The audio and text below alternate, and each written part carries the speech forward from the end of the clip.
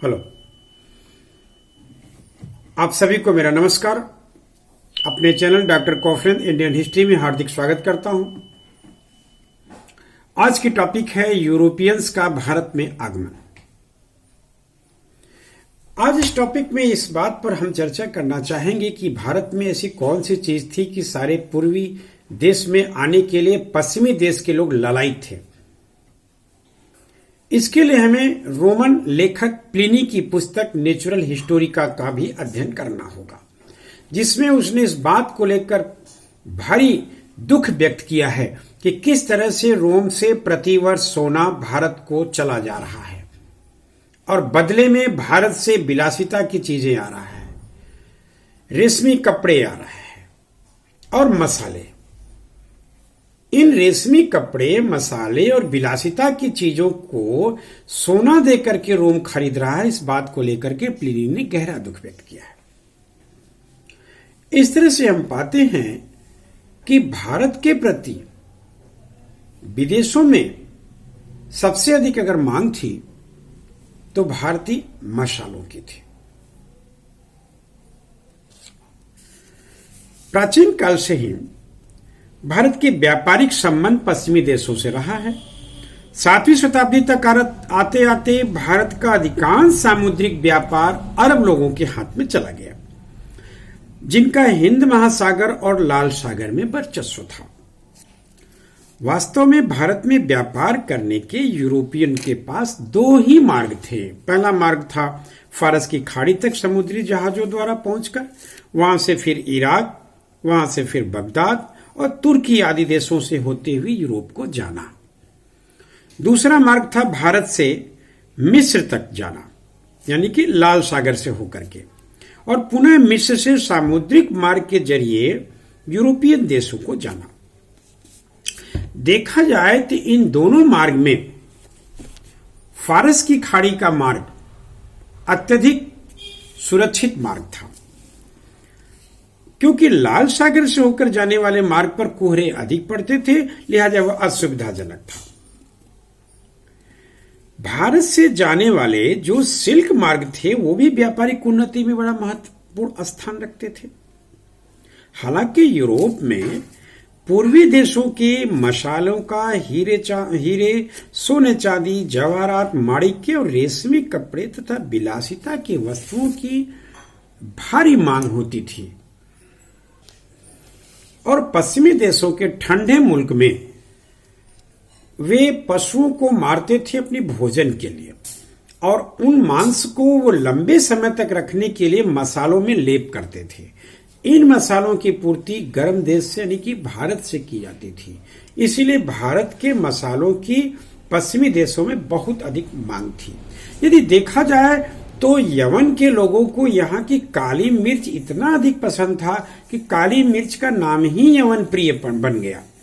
यवन प्रिय के नाम से यह मसाला जाना जाने लगा था। इससे लगता है कि भारत की व्यापारिक प्रतिस्पर्धा एक तरफा था, यानी भारत लाभ में था। सोने चांदी के ढेर के रूप में यहाँ पर संकलन होता गया और बदले में यहाँ के जो मसाले और रेशमी वस्त्र थे ये बाहर भेजे जाने लगे। भारत के पश्चिमी समुद्री तट पर मालाबार में कालीकट और कोचीन जैसे बंदरगाह तथा सूरत, भड़ौच, कैम्बे आदि मसाला व्यापार का बहुत महत्वपूर्ण केंद्र माने जाते थे। भारत के व्यापारी यहीं से मसाला लेते थे, नील और वस्त्र आदि का निर्यात करते थे। बदले में उन्हें सोने, चांदी और ऊनी वस्त्र आयात करने पड़ते थे। ये बड़ा पुष्ट और अच्छा प्रमाण मिलता है कि अधिकतर सोना नील के निर्यात से प्राप्त होता था। कालीकट बंदरगाह काली मिर्च के निर्यात के लिए बहुत फेमस था। बंगाल की खाड़ी के बंदरगाहों से खाद्य सामग्री और कपड़ों का निर्यात होता था। तो इस तरह हम पाते हैं कि लगभग 16वीं शताब्दी तक व्यापार संतुलन भारत के पक्ष में बना रहा, परंतु 17वीं शताब्दी से ही यह संतुलन गड़बड़ाया, और जब यह संतुलन बिगड़ा तो भारत का व्यापार विदेशी हाथों में चले जाने के कारण हुआ। व्यापार के संतुलन एक तरफा यूरोप वासियों के हाथ में चला गया। पूर्वी देशों के साथ व्यापारिक सफलता में यूरोप के लोगों का योगदान एक और कारण से भी हम मानते हैं कि यूरोप के नए राज्यों ने पूर्व के देशों जैसे इंडोनेशिया के मसाला द्वीप आदि को खोज लिया और वहां से व्यापार करना शुरू किया। यह व्यापार उनका सफल भी रहा। 15वीं शताब्दी में नौ परिवहन एवं जहाजी क्षेत्र में भारी प्रगति हुई। इन्हीं प्रगति में यूरोप का पुनर्जागरण भी एक महत्वपूर्ण भूमिका निभाता है। कुतुबनुमा या दिशा सूचक यंत्र का भी आविष्कार हो चुका था। तो 1487 में यानी 15वीं शताब्दी के अंत में बार्थोलोम्यू डायस ने समुद्री यात्रा से यह पता लगाया कि दुनिया गोल है। हालांकि यहां पर यह बोलना पड़ेगा कि बार्थोलोम्यू डायस ने 1487 यानी 15वीं शताब्दी में यह बात पता लगाई थी, लेकिन भारत ने तो गुप्त काल में ही यह पता लगा लिया था जब आर्यभट्ट ने कहा कि पृथ्वी गोल है। सूर्य ग्रहण और चंद्र ग्रहण के कारण भी इसी गोल पृथ्वी के कारण है। सूर्य एक तारा है जो स्थिर है। बुध, शुक्र, पृथ्वी, मंगल, बृहस्पति, शनि, अरुण, वरुण, यम इसके चक्कर लगाते हैं। ये सब सारी चीजें भारत में 5वीं शताब्दी ईस्वी में ही ढूंढी जा सकी थी, जिसे कि हमें नहीं बताया गया। और ये बताया गया कि 15वीं शताब्दी में बार्थोलोम्यू डियास ने बताया पृथ्वी गोल है। बहरहाल इतिहास के बहुत से तथ्य जानना सबको है, मानना उसी को है जिसका मन करे। तो इस दिशा सूचक यंत्र के चलते यूरोपीय देशों का व्यापार तेजी से बढ़ा और यूरोपीय देशों का एकमात्र लक्ष्य था गोल्ड, ग्रेविटी और गॉड, यानी कि स्वर्ण, गौरव और भगवान।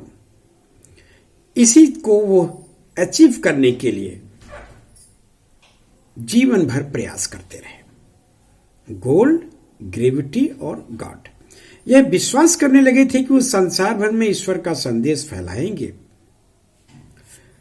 यह उनका भगवान था। गौरव पाने की उनकी भूख थी और सोने के वे लालची थे। इस प्रकार हम पाते हैं कि यूरोपियन के आगमन के पीछे एक मजबूत धार्मिक और आर्थिक कारण था, जिसको लेकर के वे भारत की ओर आकर्षित हुए। बात है 15वीं शताब्दी के अंत में। और इसके अगले अंक में हम बताएंगे कि किस तरह से इस दिशा में पुर्तगालियों ने सबसे पहले कदम उठाया और यह क्रमशः आगे बढ़ता चला गया। Thank you very much. नमस्कार।